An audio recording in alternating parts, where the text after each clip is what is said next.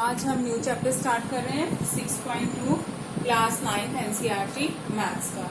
Question number 1 करेंगे। Question number 1 में क्या दिया गया है? In figure find the values of X and Y and then show that A B is parallel to C D. हमारे पास एक फिगर दी हुई है। फिगर में क्या है? एक लाइन है ए बी और एक लाइन है सी डी। ये फिगर हमें दी हुई है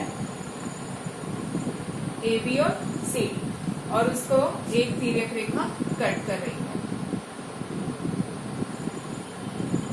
ठीक है, ये हमें दिया हुआ है। और क्या क्या दिया हुआ है देखिए। और क्या दिया हुआ है हमें? यहाँ पे दिया हुआ है 50 degree, x 130 degree and y. In figure, find the values of x and y and then show that AB is parallel to CD। Hindi में देखिए, आकृति में x और y के मान ज्ञात कीजिए और फिर दर्शाइए कि ये लाइन AB CD के क्या है? पैरेलल है। ठीक है, तो पैरेलल के लिए हम क्या प्रूव कर सकते हैं? हमने पहले किया हुआ है। यहाँ तो हम ये प्रूव कर दें कि संगत कोणों का कोई भी एक जोड़ा प्रूफ कर दें कि वो क्या है? बराबर है। ठीक है, संगत कोणों का कोई एक जोड़ा प्रूफ कर दें कि वो क्या है? बराबर है। या फिर हम एकांतर अंतः कोणों का कोई भी एक जोड़ा प्रूफ कर दें कि वो बराबर है। संगत कोण यानी कि कॉरेस्पॉन्डिंग एंगल्स, और एकांतर अंतः कोण यानी कि अल्टरनेट इंटीरियर एंगल्स। और भी एक दो और प्रॉपर्टीज होती हैं। इनमें से अगर हम कोई भी एक प्रूफ कर देते हैं तो ये ए बी और सी डी क्या हो जाएंगी? हमारे पास दोनों लाइंस पैरेलल हो जाएंगी।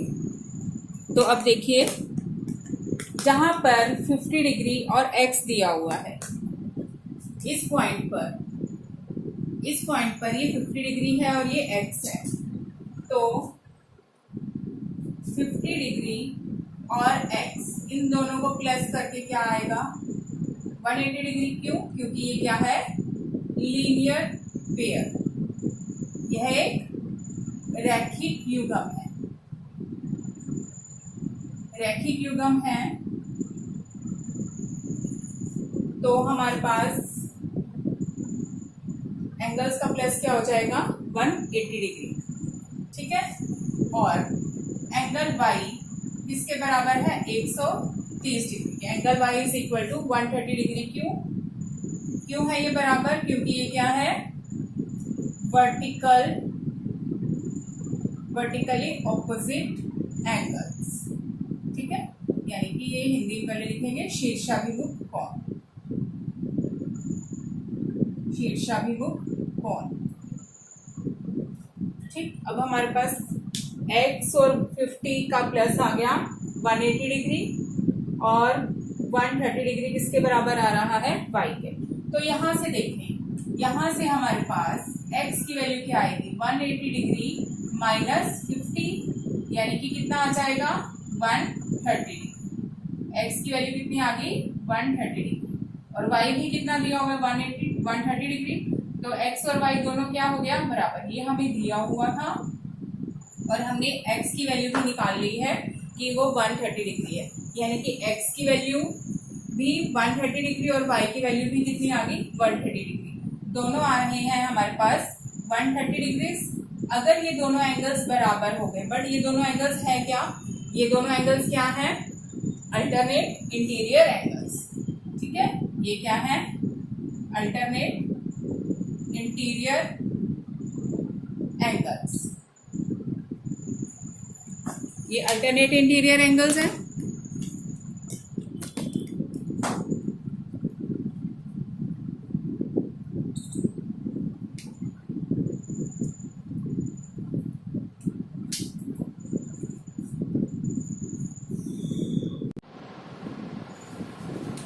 तो ये क्या हो गया? Alternate interior angle. ये अल्टरनेट इंटीरियर एंगल है। एकांतर अंतः कोण, और अगर हमारे पास एकांतर अंतः कोण बराबर आ जाए ठीक है ना। एकांतर अंत्य कोण का एक जोड़ा क्या आ गया है, बराबर, बराबर है। अल्टरनेट इंटीरियर एंगल, इसके आगे लिख सकते हैं one pair of alternate interior angle is equal, तो हमारे पास ए बी इसके पैरेलल हो जाएगा सी डी के। यही हमने प्रूव करना, ठीक है। तो इसमें हम ये भी प्रूव कर सकते हैं कि कोई संगत कोण बराबर है, अल्टरनेट इंटीरियर एंगल बराबर है, अल्टरनेट एक्सटीरियर एंगल का पेयर बराबर है। तो एक्स और वाई जो है इसमें क्या बना रहे हैं, अल्टरनेट इंटीरियर एंगल। अभी अल्टरनेट इंटीरियर एंगल्स बना रहे हैं पेयर। अगर हम ये प्रूव कर दें कि ये दोनों अल्टरनेट इंटीरियर एंगल्स बराबर है, एकांतर अंत्य कोण बराबर है, तो जहां पर है, कहाँ है, ये ए बी के ऊपर एक्स और सी डी के ऊपर वाई, तो ये क्या हो जाएंगी, दोनों लाइंस पैरेलल। तो ये था हमारे पास क्वेश्चन नंबर 1। बहुत इजी है ये क्वेश्चन। अब क्वेश्चन नंबर 2 करेंगे। क्वेश्चन नंबर 2 में क्या है, in figure if A B, this is a line A B is parallel to C D and C D is parallel to E F. A B C D के parallel है और C D E F के parallel है। हमें पता है अगर A B C D के पैरेलल हो और सी डी ई एफ के पैरेलल हो तो ए बी ऑब्वियसली किसके पैरेलल हो जाएगी, ई एफ के। मीन्स ये तीनों लाइंस एक दूसरे के पैरेलल होंगी। ये हमें दिया हुआ है कि ए बी सी डी के पैरेलल है और सी डी ई एफ के पैरेलल है। और साथ में क्या दिया हुआ है, दो एंगल्स हैं वाई और जेड। वाई और जेड की रेशो, इसका अनुपात कितना दिया हुआ है, 3:7। वाई और जेड का हमें रेशो दिया हुआ है 3:7 और हमें क्या फाइंड आउट करना है, we have to find out the value of x. Hindi में देखिए, आकृति में यदि ए बी सी डी के पैरेलल है, सी डी ई एफ के पैरेलल है और वाई और जेड का अनुपात 3:7 है, तो हमें किसका मान ज्ञात करना है, हमें मान ज्ञात करना है एक्स का। इस क्वेश्चन में हमें ये दिया गया है कि जो ये लाइंस हैं ये क्या है, पैरेलल है। अगर ये लाइंस पैरेलल हैं तो इसका मतलब क्या हो जाएगा, इसके संगत कोण यानी कि कॉरेस्पॉन्डिंग एंगल्स बराबर होंगे, अल्टरनेट इंटीरियर एंगल्स बराबर होंगे, अल्टरनेट एक्सटीरियर एंगल्स भी बराबर होंगे, ठीक है। लेकिन हमें जिस एंगल का यूज है हम वो यूज करेंगे। पहले हम अपने वैल्यू देखते हैं, हमें क्या दिया हुआ है। हमें दिया हुआ है वाई और जेड का रेशो 3:7। ये पहले भी कहा गया है कि अगर आपके पास रेशो दी जाए तो हम इसको किसी एक कांस्टेंट के मल्टीपल में ले सकते हैं और वो कांस्टेंट कहीं पर भी हमारे क्वेश्चन में पहले ना यूज हो। तो हमने वाई था हमारे पास, यहाँ पर इसका मतलब क्या है, वाई बटा जेड यानी कि y upon z is equal to 3/7। Means हम वाई को क्या ले सकते हैं, 3 का कोई भी मल्टीपल, और जिसका मल्टीपल लेंगे वही मल्टीपल हमने जेड पे लगा देना। हमने के मल्टीपल लिया था तो यहाँ पर 3 और 7 की आ जाएगी, ठीक है। ये किसमें आ गया, वाई और जेड। अब क्या है, अब हमारे पास सी डी पैरेलल दी हुई है ई एफ के। अगर सी डी ई एफ के पैरेलल है तो जो ये एंगल बन रहा है जेड, इसके साथ यहीं पर ही यही सेम एंगल बनेगा जेड, जिसको हम नाम दे देते हैं, कुछ भी नाम दे देते हैं, एक्स वाई जेड दिया हुआ है, हम डब्ल्यू नाम दे देते हैं, ठीक है। जो डब्ल्यू और जेड एंगल होंगे, डब्ल्यू और जेड एंगल क्या होंगे, बराबर होंगे। डब्ल्यू और जेड एंगल बराबर क्यों होंगे, ये इसीलिए बराबर होंगे क्योंकि ये दोनों क्या पैरेलल हैं और ये क्या बन जाएगा हमारे पास, कोरेस्पॉन्डिंग एंगल्स। कोरेस्पॉन्डिंग एंगल्स का मतलब क्या है, हमारे पास ये क्या बन जाएंगे, संगत कोण। संगत कोण डब्ल्यू और जेड क्या आ गया हमारे पास, बराबर। अब दोबारा से देखिए, अब ए बी और सी डी पैरेलल है। अगर ए बी और सी डी पैरेलल है तो एक्स किसके बराबर आ जाएगा, डब्ल्यू। ए बी सी डी के पैरेलल है, यहाँ पे लिख दीजिए एज, यहाँ पे भी एज। ए बी पैरेलल है सी डी के। अगर ए बी सी डी के पैरेलल है तो एक्स और डब्ल्यू क्या आ जाएंगे, बराबर। ये क्यों आएंगे, ये आएंगे हमारे पास अल्टरनेट इंटीरियर एंगल्स यानी कि एकांतर अंतः कोण। एकांतर समांतर अंत है कौन।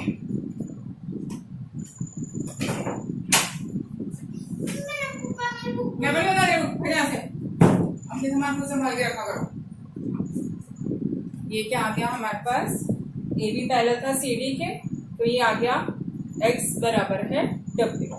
ठीक है, x बराबर है w आ गया। अब है क्या इधर, जो x और y है, x और y का प्लस किसके इक्वल है, 180 डिग्री के। क्यों है x और y का प्लस 180 डिग्री के इक्वल, क्योंकि हमारे ये क्या होगा, ये होगा हमारे पास इंटीरियर एंगल्स।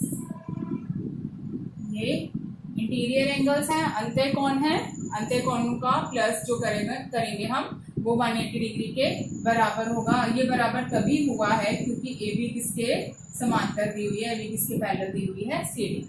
अंतः कोण बराबर हो गए हैं। ये अंतः कोण क्यों बराबर हुए हैं, अंतः कोण हिंदी वाले लिखेंगे इसको, अंतः कोण क्यों बराबर हुए हैं, क्योंकि अंतः कोणों का योग 180 डिग्री के बराबर क्यों हुए हैं, क्योंकि ए बी किसके समांतर है, सी डी के। अब देखिए यहाँ पर हमारे पास x किसके बराबर आ गया है, w के। x w के बराबर है, लेकिन w किसके बराबर है, z के। x w के बराबर, इसको नाम दे देते हैं हम, इसको नाम दे देते हैं दोनों को, एक इसको दे दीजिए 2 और इसको दे दीजिए 3।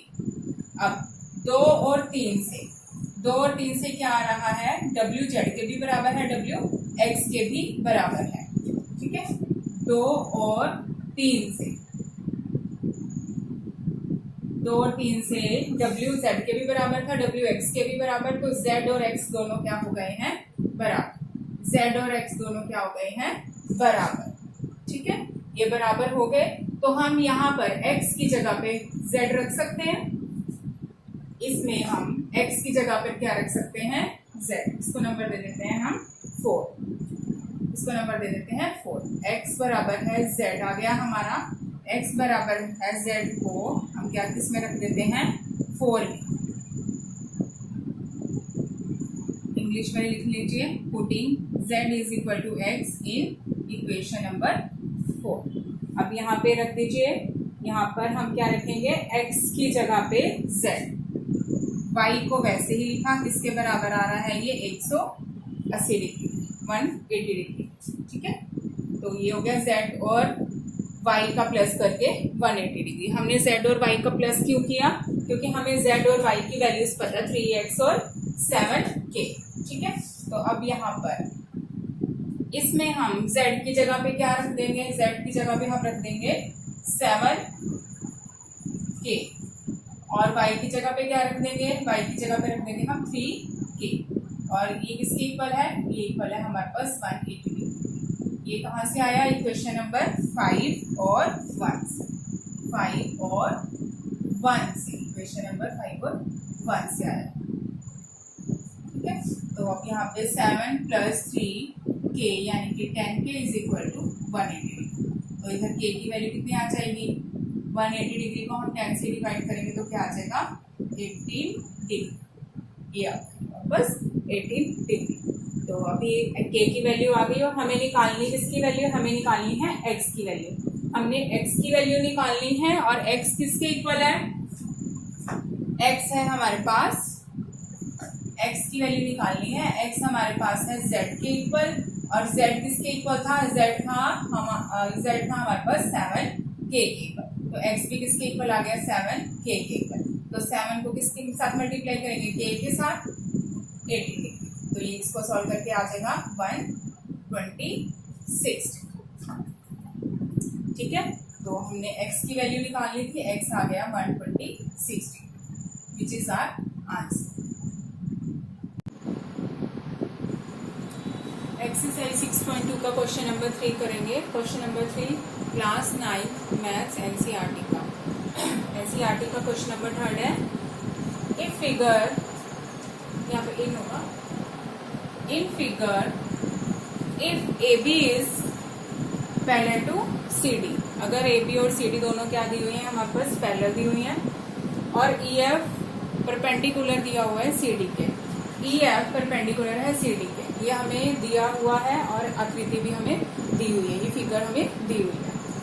ई एफ परपेंडिकुलर है सी डी के और angle G E D 126 degree. G E D का मतलब क्या हो गया, ई पर एंगल बन रहा है, ई पर हमारे पास एंगल बन रहा है, ये तो हो गया हमारे पास जी ई डी एंगल, ठीक है। एंगल जी ई डी कितना है 126 डिग्री। हमने क्या फाइंड आउट करना है, हमने फाइंड आउट करना है एंगल ए जी ई यानी कि जी पर बन रहा है, ए से स्टार्ट होकर ए जी ई, जी ई एफ ये एंगल जी ई एफ और लास्ट में एफ जी ई। इजी है ये बहुत, जिन्होंने इससे पहले वाले क्वेश्चंस पढ़े हैं और एंगल्स फाइंड आउट करना पड़ेंगे, हमने कैसे एंगल्स फाइंड आउट करने हैं और एंगल्स कौन कौन से होते हैं, तो उनके लिए ये बहुत इजी है। तो अपना आंसर स्टार्ट करते हैं। हिंदी में देखिए क्या है, आकृति में यदि ए बी पैरेलल है सी डी के, ई एफ परपेंडिकुलर है सी डी के और जी ई डी कितना दिया हुआ है 126 डिग्री। तो हमने कौन कौन से एंगल फाइंड आउट करने हैं, ए जी ई एफ और एंगल एफ जी ये भी। तो अभी देखते हैं, दिया हुआ है हमें जी E D 126 degree. G E D किससे मिलकर बना है, जी ई डी मिलकर बना है G E F plus angle F E D, इन दोनों से मिलकर बना जी ई डी इस एंगल से और इस एंगल से, जी ई एफ से और एफ ई डी से मिलकर बना, ठीक है। लेकिन हमारे पास एंगल एफ ई डी कितना है 90 degree. F E D 90 degree क्यों है, एफ ई डी 90 डिग्री इसलिए है क्योंकि ई एफ हमें परपेंडिकुलर दिया हुआ था सी डी के, ई एफ परपेंडिकुलर दिया हुआ है सी डी के। अगर परपेंडिकुलर होता है तो यानी कि हमारे पास ये कौन क्या बनता है, ये एंगल कितना बनता है 90 डिग्री, ये हमें दिया। तो यहाँ से हम निकाल लेते हैं angle, angle G E F कितना आ जाएगा 126 डिग्री माइनस 90 डिग्री, ये कितना हो गया, ये हो गया हमारे पास 36। एंगल जी ई एफ आ गया 36। जी ई एफ निकालना था, ये जी ई एफ हमारे पास निकल गया। अब क्या रह गए, दो एंगल रह गए हैं ए जी ई। एंगल देखिए ये फर्स्ट पे निकल गया, एक एंगल निकल गया। अब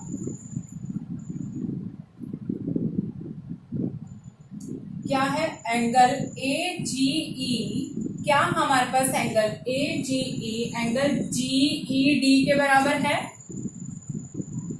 हाँ एंगल ए जी ई ये ऐसे है,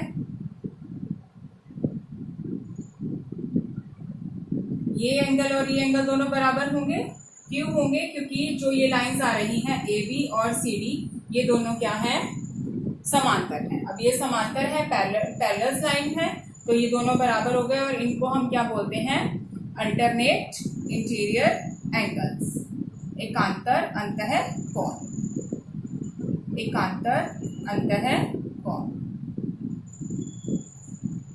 ये दोनों बराबर हो गए, लेकिन एंगल जी ई डी दिया कितना हुआ, एंगल जी ई डी हमें दिया हुआ है 126 degree, 126 degree it is given 126 degree. तो ए जी ई भी कितना आ गया 126 डिग्री, तो हमारे पास ए जी ई भी निकल गया। अब ए जी ई निकल गया 126 डिग्री, जी ई एफ निकला है 36 डिग्री। अब एक और पूछा है इन्होंने एफ जी ई देखिए एंगल एफ जी ई, पहले ये पूरा एंगल देख लेते हैं, क्या ये 180 डिग्री के इक्वल होगा, बिल्कुल होगा। कौन सा ए G E plus angle E जी एफ। दोबारा से देखिए कौन से दो एंगल, अब ये एंगल हम क्यों ले रहे हैं, हमें इसकी वैल्यू फाइंड आउट करनी है। इसकी वैल्यू फाइंड आउट करनी है। इसके साथ ये जो ये पूरा एंगल बन रहा है, ये पूरा एंगल कितने डिग्री का है? 180 डिग्री का। 180 डिग्री का है कौन से? AGE plus FGE। FGE लिखो या EGF लिखो, ठीक है। ये किसके इक्वल है? ये है हमारे पास 180 डिग्री के इक्वल। इसको क्या बोलते हैं? 180 डिग्री के इक्वल है। ये क्यों है? ये क्या है? लीनियर एंगल, रैखिक कोण। रैखिक कोण है ये। तो ये हो गया 180 डिग्री का। इसमें से हमें AGE की वैल्यू पता है। AGE की वैल्यू कितनी है? 126 डिग्री। तो AGE की वैल्यू रख देते हैं 126 डिग्री। हमारे पास क्या आ जाएगा? EGF। अब AGF को FGE भी लिख सकते हैं, बस बीच में G रहना चाहिए। यहाँ पर F आगे ले जाइए या E बाद में ले जाइए, एक ही बात है।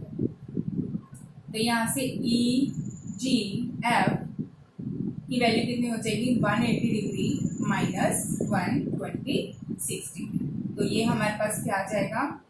ये हमारे पास आ जाएगा 54 डिग्री।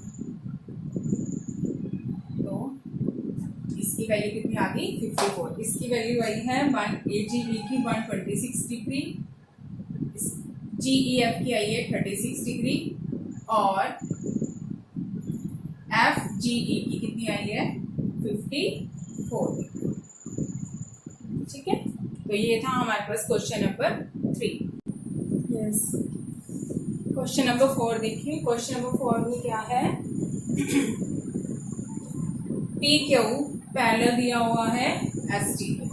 PQ लाइन ST के पैरेलल है और angle PQR 110 degrees, angle RST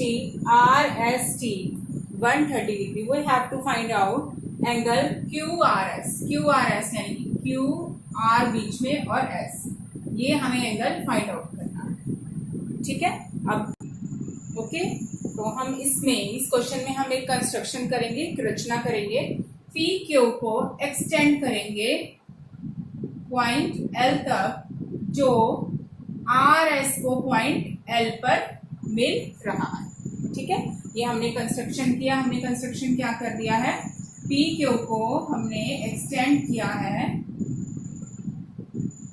point L तक, जो SR को L पर मिल रहा है। ठीक है। अब क्या था दिया हुआ है हमें? PQ पैरेलल है ST के। अगर PQ ST के पैरेलल था, PQ को ही हमने आगे बढ़ाया है, तो PL भी क्या हो जाएगा? पैरेलल हो जाएगा ST के। देखिए, अगर हमारे पास कोई दो लाइंस सपोज करो AB है और CD है, ये दोनों पैरेलल दी हुई है। ठीक है। अब मैं कहूँ कि मैं इसको और आगे बढ़ा रही हूँ किसी पॉइंट तक L तक। अगर AB CD के पैरेलल थी तो AL भी क्या होगी? CD के पैरेलल होगी। आप इसको जितना मर्जी एक्सटेंड करो, जितना मर्जी छोटा करो। ठीक, तो इसका हर एक पार्ट जो होगा वो CD के क्या होगा? पैरेलल। सेम ऐसे ही यहाँ पर हमें PQ ST के पैरेलल था, हमने PQ को L तक बढ़ाया, तो PL भी क्या होगा? ST के पैरेलल होगा। ठीक है। अब PL ST के पैरेलल है, तो जो ये एंगल होगा, क्या ये दोनों एंगल्स हमारे पास अल्टरनेट इंटीरियर एंगल्स बन रहे हैं?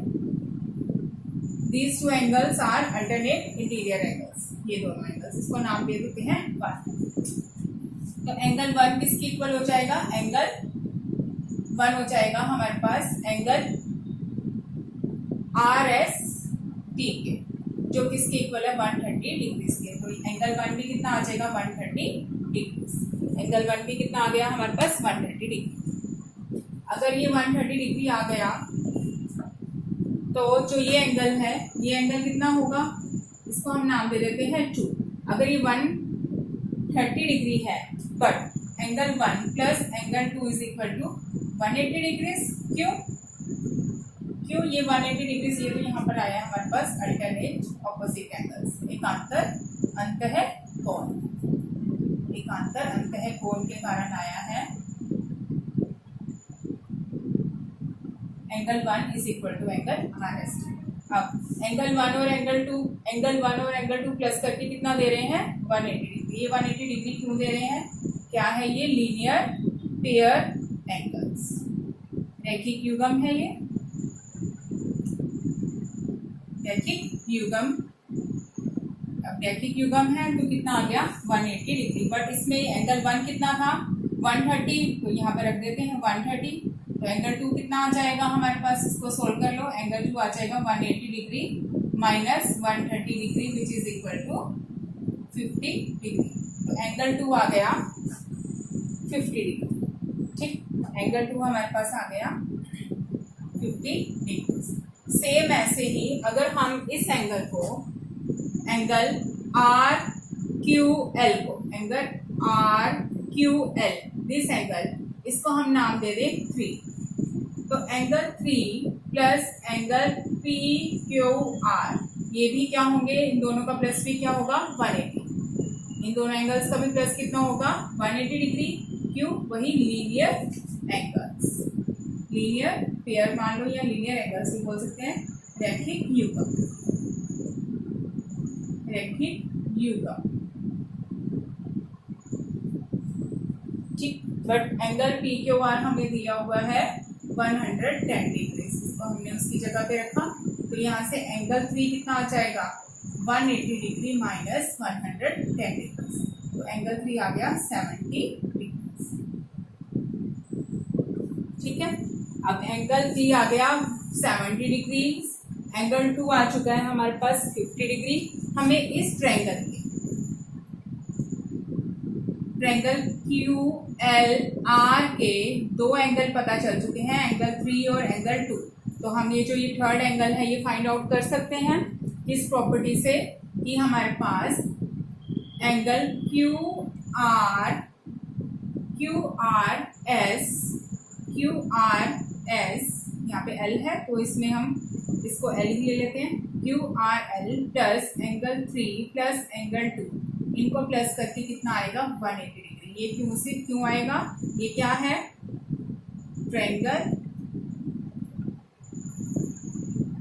Triangles angles sum.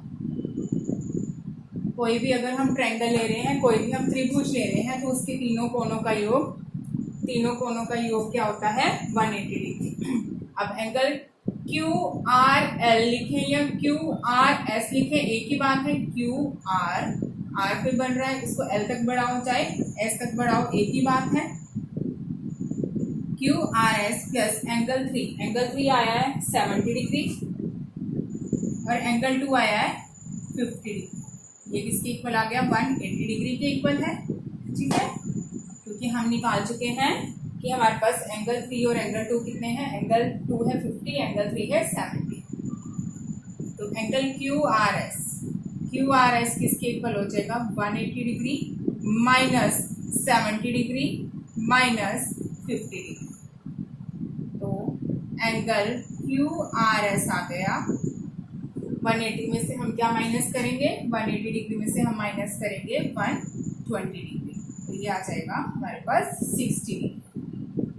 क्या आया है ये angle Q R S, angle Q R S कितना आ गया 60 डिग्री।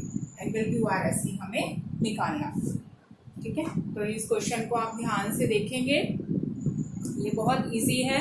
बस इसमें यह है कि दो हमें एंगल्स फाइंड आउट करने पड़ते हैं और फाइंड आउट करने भी बहुत इजी है। अगर ये एंगल 130 का है तो ये लीनियर पेयर है, 130 है तो 180 में से माइनस करके ये 50 आ जाएगा।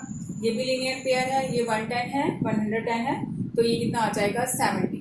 तो इस ट्रायंगल में हमें 2 एंगल्स पता चल गए और हमें पता है तीनों जो कोण है, तीनों एंगल्स हैं क्यू एल आर ट्रायंगल में, इन तीनों का प्लस कितना होने वाला है 180 डिग्री। 2 एंगल्स हमें पता है, एंगल 3 और एंगल 2, और हम थर्ड एंगल निकाल लेंगे क्यू आर एस। ठीक है, so this was the question number 4।